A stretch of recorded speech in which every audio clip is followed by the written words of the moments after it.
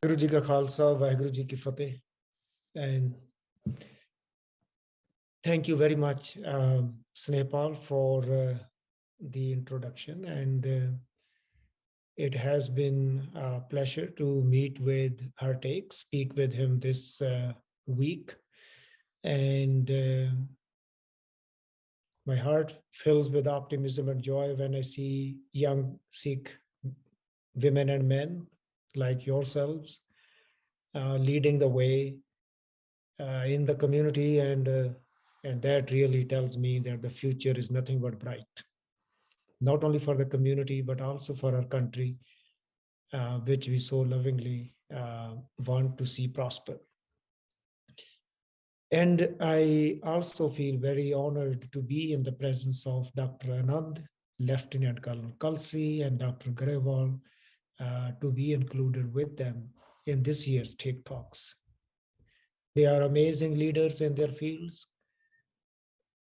The challenges they have overcome, the contribution they have made, and the career they have developed for themselves is truly an inspiration for me and for everyone else, irrespective of which religious cultural background they may come from. I'm always perplexed when somebody asks me to speak at an event like this, because normally if I have to have some people listen to me, I have to buy them cake, coffee, donuts. Even then, I can't generate an audience most of the time. So, an event like this, I always wonder what is it that I can share with a group of people, and so I really begin that process quite a bit early. So I will take some time to go through some aspects and then leave enough time for questions and answers. I would even pause here for a few seconds if there is something specifically that audience would like me to address. Um, I'm always very open to that. So please feel free to pass your question to Hartek or Snehpal or post it. I believe I can see the chat and question and answers. So if there's anything right uppermost in your mind, please put it in the chat. While you are doing that, as Snehpal said, I grew up in Punjab and came to Canada in '89. My early childhood grew up in a rural setting, and that's where we learn the value of the work ethic, because every growing up young boy and girl is doing work. They go to school, they help with the family chores. I come from an cultural family, and so that was part of the growth and upbringing. But I knew from very early on, my parents, my father was a high school teacher. My mother did not have much of an opportunity to go to school. I knew that the education is the way forward. So that was very clear right from the get-go. So finishing high school, going to college, and then biggest break in life came being admitted to veterinary medicine program at Punjab Agricultural University. Now you have to picture, many of you may know or your families may know, Punjab Agricultural University is this institution that has revolutionized a way of living in Punjab, really uplifting hundreds and thousands of families to a different way of living their lives through education, through prosperity. And that was the reason hundreds and thousands of young kids like myself were able to go to universities and colleges, because their parents were able to support to do that because of the contributions of the PAU. So that's where the role of the institutions becomes paramount if the communities are going to progress and going to have meaningful lives and be able to push back against insidious philosophies like intolerance, racism, conspiracy theories. It all begins with the universities and colleges and high schools. So the role of the teachers and professors is very critical in our society. And there it was a very modern university, just a land grant university, really modern university. You walk onto the campus of PAU in those days, it was a different world. To get a world-class education in that university, and I was very active in theater and dance, and I was a student leader. Um, One of the highlight of those days was I led one of the longest student strike on campus, up to 33 days, I remember, and everybody lost a semester. So that was a leadership experience as a student in those days. Uh, and and then the Canada, US, and ended up becoming a professor, and so that's a bit of a story which Snehpal has spoken about. The most critical events. First, I really want to talk about the family. So parents really help us a lot. I have a younger brother, Harjit Singh Gill. He lives in Surrey, BC. He's a very popular radio show host, and I think he's fairly well known in the Sikh community. He is an engineer, but he did not pursue that path, and he's there. The most critical event in our lives, the event that really makes a big change, is finding um, a life partner in our life. And so my wife, Sarbjit Kaur, I mean, she's also listening today. She's on the Zoom. Sarbjit Kaur Gill. That was one of the biggest transformational event for me when we got married, and in '99. She's a teacher, a science degree and an education degree. She studied for 2.5 years at the University of Saskatchewan, and she taught Montessori school in Saskatoon. She is the pillar, the force, and when you come home, then the family piece. And that's where it all becomes meaningful. Your inspiration, your ability to go through challenges of life, and then growing a family together. Sarabjit and I have one child, Baljit Singh, and he is in grade 12. He's going to go to biomedical sciences in Nepal, as you are doing. And he wears a turban in your style, a round turban, and he's an Amritdhari Sikh. So so very he's a fearless debater, and nationally, internationally ranked Rubik cube solver, and so that's the family, right? So that's where it all becomes meaningful. And Sikhism, the role of grist, finding a partner, and really sharing a life together, and growing in spirituality, and going together with the struggle and the joys of the life, and really raising a next generation, that's your children, and going from there. So that's the family piece, because that is very critical part of the story of our growth. And it leads us towards values of Sikhism, and we go from there. I wonder if there's any pressing question in the minds of the audience at this point, if they would like me to speak to. I can pivot at any time.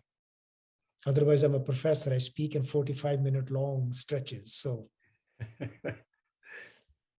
there's one question in the chat if you wanted to answer that really quickly. sure. What kind of adversity did you face in becoming a veterinarian in Canada, especially as a Sikh? Yes, it will come in a minute. And thank you for that question. I will certainly talk about that. So when we think about challenges in life, what are challenges?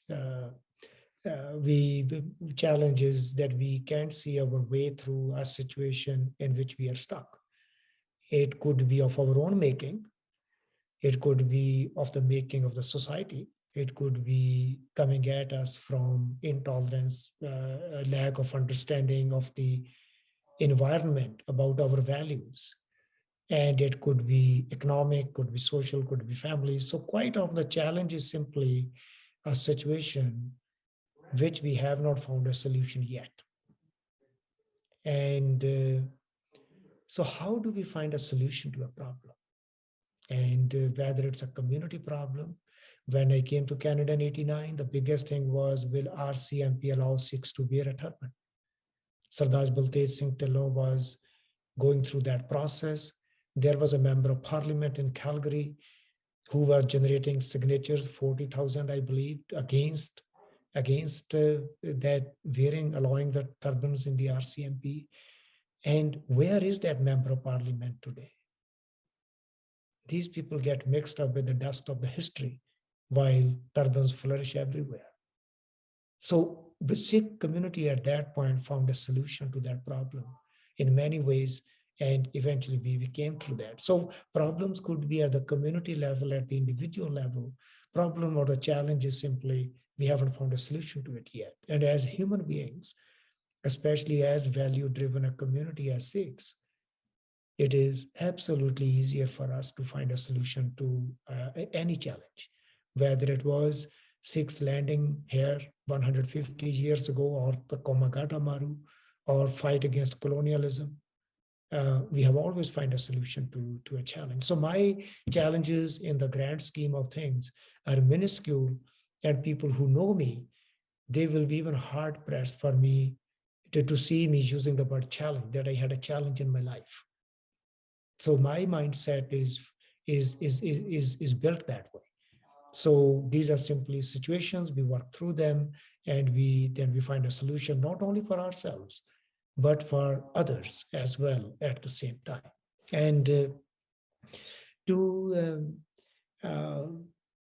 coming to the question of finding my career in Canada, I never wanted to be a practicing veterinarian. My heart was in the academy, in doing research, doing teaching, and being a professor. But I always knew that is a very hard, tough goal.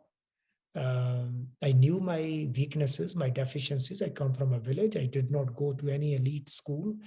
And my communication skills possibly still are not up to snuff. And then in a different culture, no mentorship, not very few role models. And so I said, as a fallback option, I need to get my veterinarian's credentials. So while doing PhD, at the same time, I pursued that path. And I was able to complete my theory exams, my practical exams. I still remember a professor who took one of my exams. He just failed me, and I still believe I am the last person to be ascribing a reason to my failure, that it was racism or discrimination. I never do that, because it's very difficult to pinpoint it. I generally say, I'm going to work harder and get through it. I think that was the guy who failed me. Exactly. I think he did not like people like me. But eventually I took a second attempt, passed my exam, got my credentials. Then the life takes you to places. Not only I sat on the National Examining Board for Veterinary Medicine in Canada, which is the body that sets up the policies, guidelines, and does the process for licensing graduates of the veterinary schools not accredited by the Canadian and American accrediting body. I also was the member of the same accrediting body that accredits the veterinary colleges in Canada, US, UK, anywhere in the world. Whosoever may request that body to be accredited, so that the graduates of those colleges don't have to write additional set of examinations to become qualified in Canada. So once we apply our mind to something, not only we get our credentials, but eventually I even was member of the Education Commission for Foreign Veterinary Graduates in the US that does the licensing policies for the foreign graduates in the States. So those two bodies, and then finally the accrediting body for the veterinary programs internationally. So that was a very interesting process. So there were challenges, but again, study, hard work, and it just takes us through that.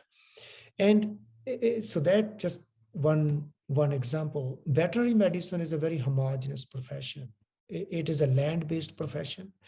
Anywhere in the world, the professions of agriculture and veterinary medicine are the last one to change because humans are connected to land. When that piece changes, it causes massive turbulence in the society. You will see that if you look around, engineering will change very quickly. You're building things, material comes from everywhere, and the engineering was the first one to change, embrace newcomers. Veterinary medicine and agriculture, you will see still largely homogeneous professions. But it had become very clear early on in my career, people would say, if there's going to be a non-white associate dean or a dean of a veterinary college in Canada, it's going to be Baljit. So this was very interesting observations made by my mentors, Alistair Summerlee, who was president at University of Guelph, and many of my friends. And I have a wide spectrum of friends from all backgrounds. But they were very clear that if somebody is going to break through this barrier, this ceiling, until I became Associate Dean of Veterinary Medicine at University of Saskatchewan, there was no non-white person ever an Associate Dean. Then eventually I became a Dean. It is the power of the Sikh philosophy that propels us to do these things. It cannot be ascribed to an individual's talent, intellect. That can take us only that far. It is the power of the family, our parents, our wives, our husbands, and that is the Sikh value system that propels us, and we do amazing things which we look back in life said, could I really do that? Then the only answer is that it was the value system. What it does, it keeps us away from arrogance. It keeps us away from